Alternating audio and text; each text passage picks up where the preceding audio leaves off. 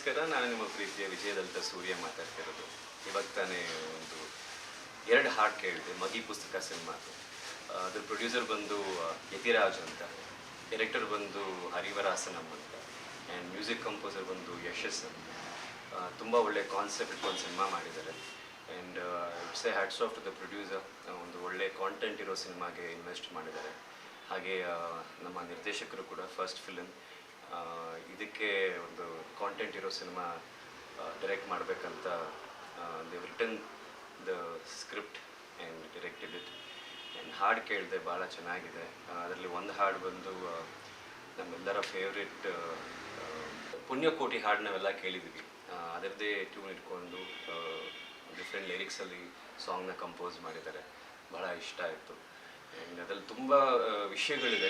ಆದರೆ ಒಂದು ವಿಷಯ ಅಂತ ಹೇಳೋಕ್ಕಾಗಲ್ಲ. ಒಂದು ತಂದೆ ಸ್ಟ್ರಗಲ್ ಅಂತ ಹೇಳ್ಬೋದು, ಒಂದು ಫ್ಯಾಮಿಲಿ ಸ್ಟ್ರಗಲ್, ತುಂಬ ಪಾತ್ರಗಳು, ಡಿಫ್ರೆಂಟ್ ಕ್ಯಾರೆಕ್ಟರ್ಸ್ ಇದ್ದಾವೆ.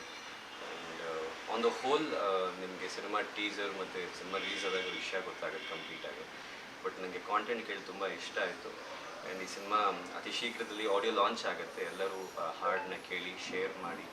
ಆ್ಯಂಡ್ ಸಿನಿಮಾ ಬಂದಾಗ ದಯವಿಟ್ಟು ಎಲ್ಲರೂ ಹೋಗಿ ಥಿಯೇಟ್ರಲ್ಲಿ ಸಿನಿಮಾ ನೋಡಿ ಅಂತ ಕೇಳ್ಕೊತೀನಿ. ಮತ್ತು ಇಡೀ ಟೀಮ್ಗೆ ಆಲ್ ದಿ ಬೆಸ್ಟ್ ಆ್ಯಂಡ್ ಒಳ್ಳೆಯದಾಗಲಿ ಸಿನಿಮಾಗೆ.